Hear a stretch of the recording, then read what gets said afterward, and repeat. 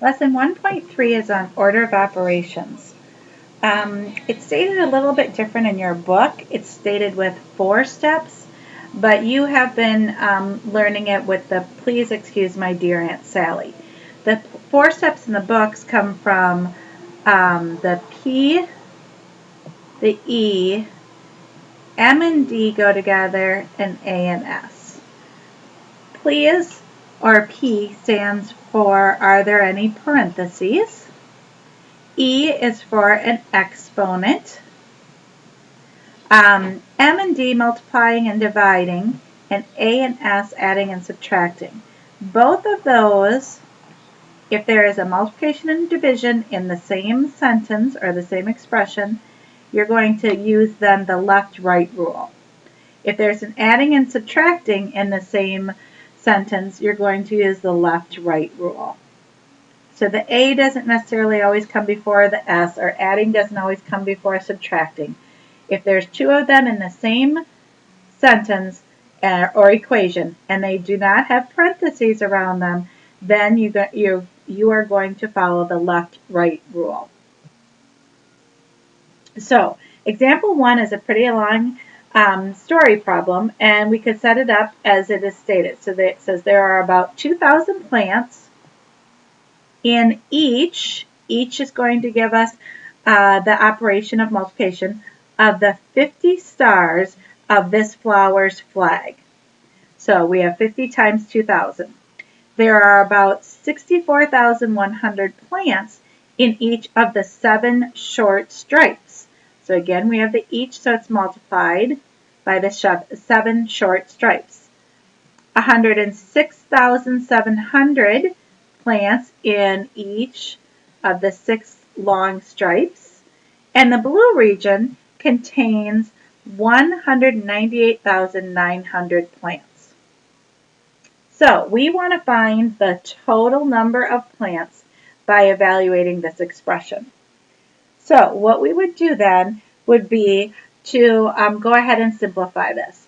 Now we could do each one of these, we could go ahead, we could separate them with parentheses, saying that we are going to do each one of those operations, but following our Please Excuse My Dear Aunt Sally, even before I put the parentheses in, you would do the multiplication before you would do any of the addition.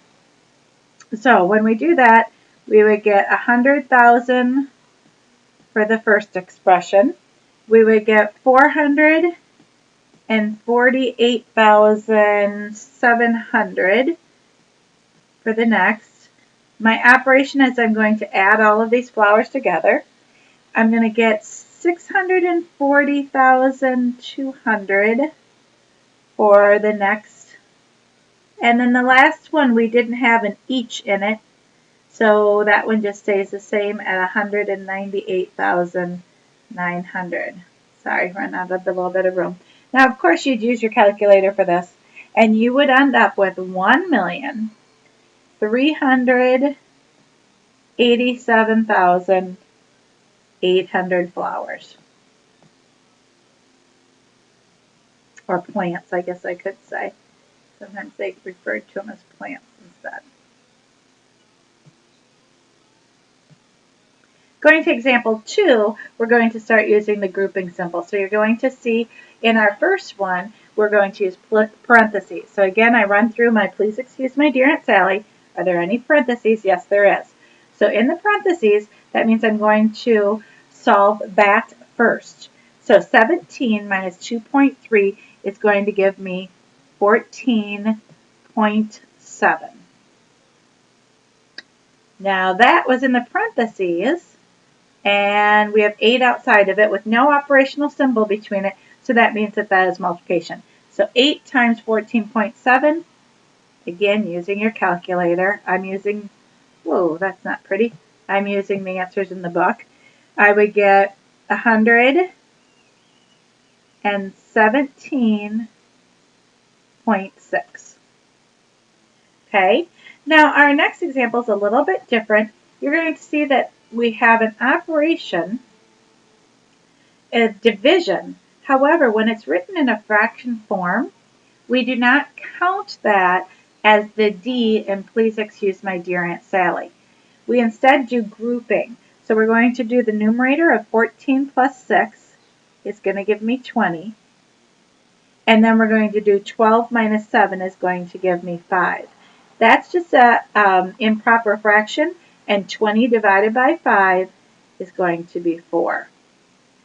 So when you are doing this, the fraction bar does still mean division, but doesn't count for the please excuse my dear Aunt Sally, the order of operations.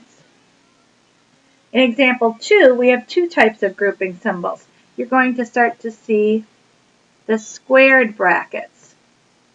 When you see the squared brackets, the round parentheses still come first. So are there any parentheses? We would do that first. 13 plus 9. 13 plus 9 is going to give me my 22. Now I'm going to go ahead and I'm going to change my squared parentheses now to my squared brackets to the parentheses. Now I'm still going to do my parentheses first. 36 minus 22. I'm going to end up with 14.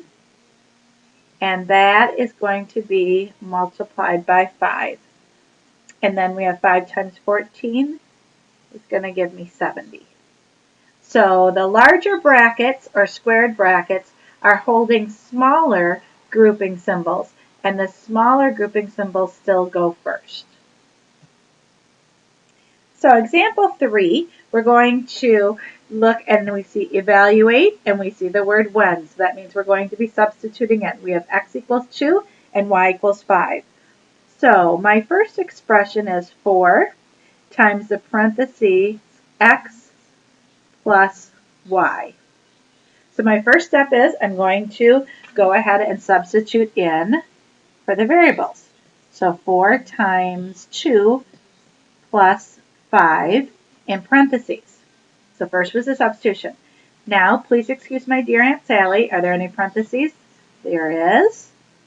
So that would be 2 plus 5 is 7 times my 4. My answer is going to be 28. In the next expression, we're going to have 3 parentheses x plus y, and we're going to throw in an exponent squared. Again, first step is always substitution. So I'm going to do 3, 2 plus 5, parentheses, and that's going to be squared. Now, please excuse my dear Aunt Sally. I'm going to do my parentheses first. Copy down what you're not using. 2 plus 5 is 7. And then that quantity was squared. So now, please excuse my dear Aunt Sally, got the parentheses out of there.